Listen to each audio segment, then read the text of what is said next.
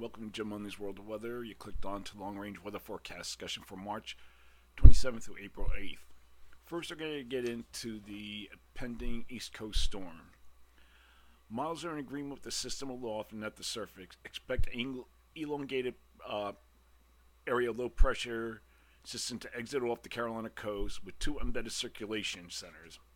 The low farther out to sea should be the primary baroclinic zone and be the dominant influence on the storm track. However, some models, such as European and UK Met, the latest runs, emphasize the intensity of the second low, closer to the coast, tucked under the greatest mid-level high falls.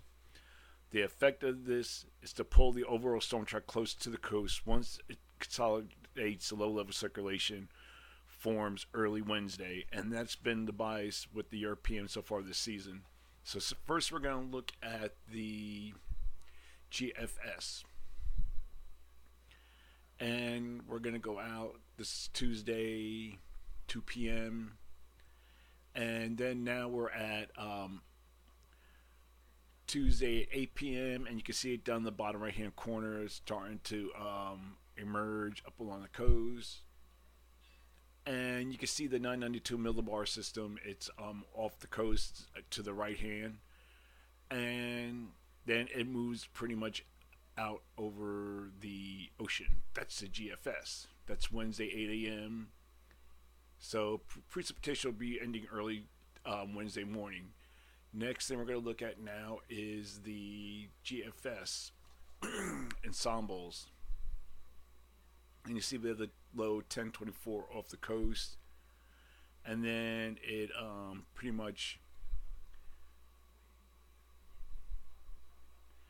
is a 10104 low down in the bottom right hand corner coming up. And this storm is even further out, 996 millibar. I don't think you can see that. And we go out and it really cranks up going east of the ocean. That's the GFS ensembles. Now we're going to look at the European deterministics.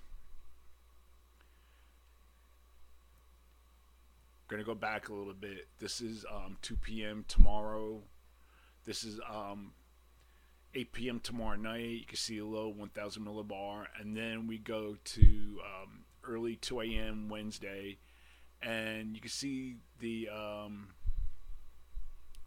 heaviest precipitation remains offshore and it develops to a 980 millibar low. You can see that down there. But most of the heavy with the blues and purples, they remain offshore. And then we go further out and it really starts to deep at 960. I think it go 960 is the lowest there. Next thing we're going to look at is the European ensembles. And it's even further out. This is 984 millibar. This is early Tuesday morning. And then it's out and it really develops 960. So they're pretty much there and things. So just remember any shift in the storm track, as some of the models have been indicating, will have the biggest impact of snowfall and winds. But right now, the thinking is by the National Weather Service is like the heaviest rain. Let me see if I can do something here.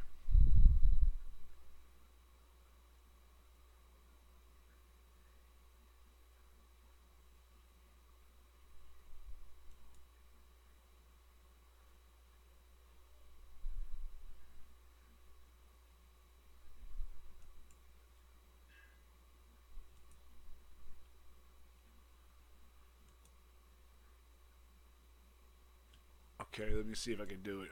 Right now, it expects like the latest. That's not too good.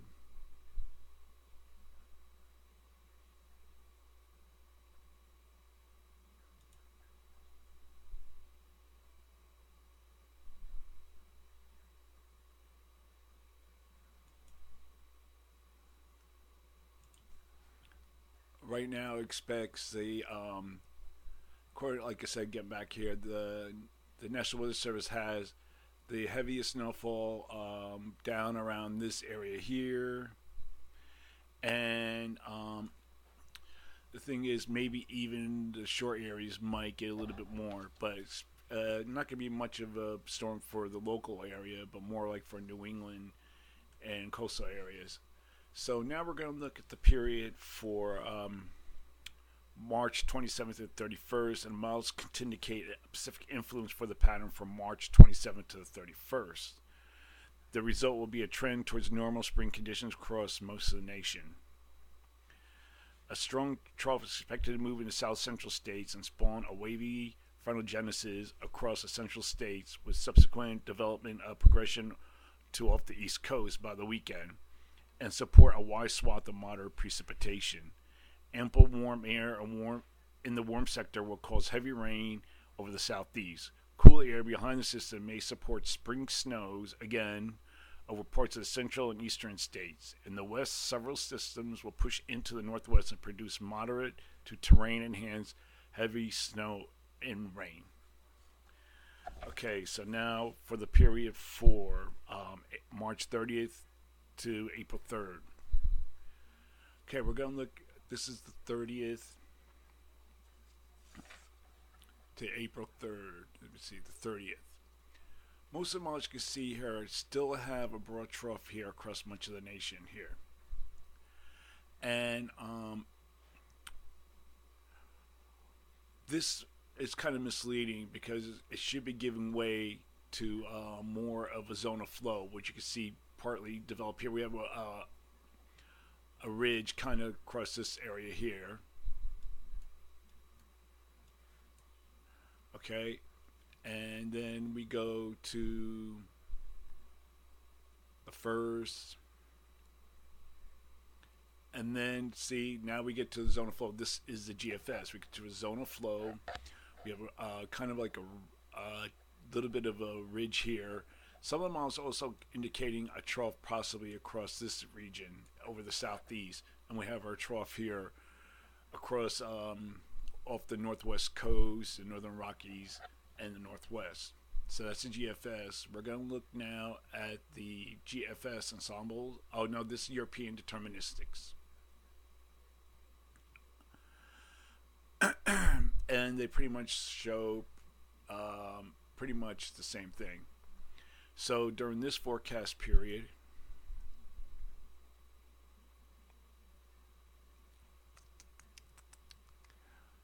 I am forecasting below normal temperatures here, above normal temperatures for this region, and I think like tomorrow I might be extending this below normal temperature trend, but I have to see how the models are tomorrow. Okay, for precipitation, calling for above normal precipitation across much of this area and below normal precipitation for this region. Now I'm going to look at the period from March 4th to the 8th. Okay, I'm going to slide over here a little bit.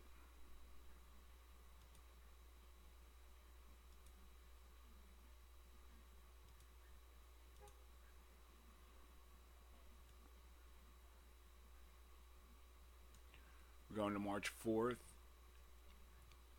And you can see pretty much a zone of flow with below normal heights across the northern U.S. and the northwest, near to above normal heights to the south.